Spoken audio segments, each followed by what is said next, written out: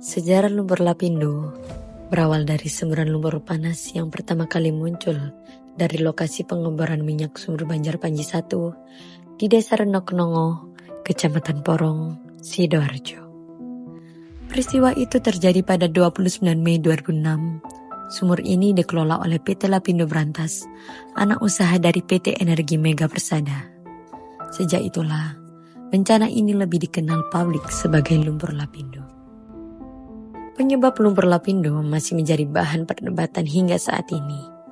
Badan Penanggulangan Lumpur Sidoarjo merangkum dua dugaan utama. Dugaan pertama adalah semburan lumpur lapindo terjadi akibat kecelakaan teknis saat pengeboran sumur Banjar Panji 1 yang dilakukan oleh Lapindo Brantas. Dugaan kedua menyebut bahwa penyebab lumpur lapindo karena adanya remobilisasi tekanan tinggi di bawah tanah yang terdorong ke permukaan akibat aktivitas tektonik. Sesar Watu Kosek yang membentang dari timur laut ke barat daya disebut sebagai jalur yang memfasilitasi keluarnya lumpur. Teori ini dikaitkan dengan gempa di Yogyakarta pada 27 Mei 2006 yang terjadi 2 hari sebelum semburan pertama muncul.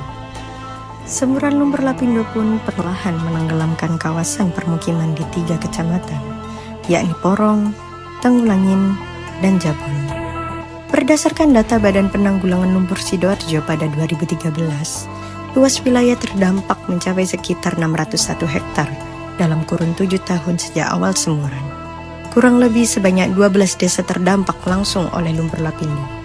Akibatnya, 10.641 kepala keluarga kehilangan rumah.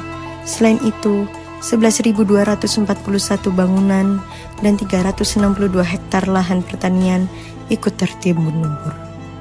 Kerusakan infrastruktur pun tidak terhindarkan. Salah satunya adalah terputusnya ruas tol Porong Gempol yang menjadi jalur utama penghubung antara Surabaya, Sidoarjo, Pasuruan, dan Malang.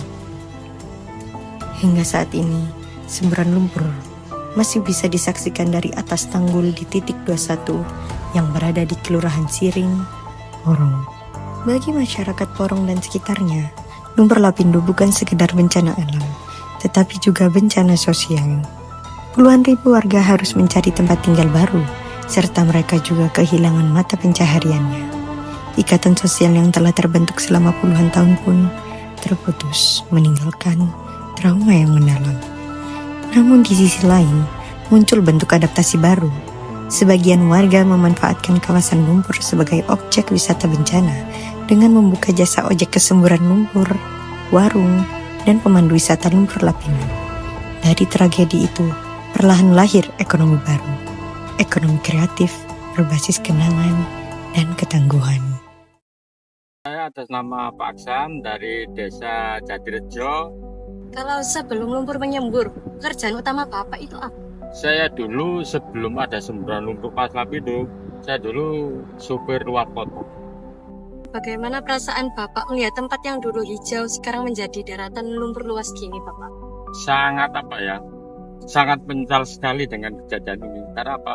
Dulu di desa kami itu desa yang subur, makmur, ramah tamah, kemudian usaha-usaha kecil lancar. Tiba-tiba kena lumpur lapindo, ya gimana lagi ya? Saya nggak bisa membayangkan. Sekarang jika bisa berbicara pada generasi muda Indonesia, pesan apa yang ingin Bapak sampaikan tentang peristiwa ini? Pesan utama yang saya sampaikan inginnya ke pemuda-pemuda masyarakat supaya lebih berhati-hati atau lebih waspada untuk menjaga keindahan desanya masing-masing secara titik agar supaya tidak terjadi fenomena lumpur seperti ini. Dari tragedi ini dapat disimpulkan bahwa kehilangan bukanlah akhir, melainkan awal dari perjuangan baru untuk bangkit di atas lumpur yang pernah menenggelamkan harapan mereka.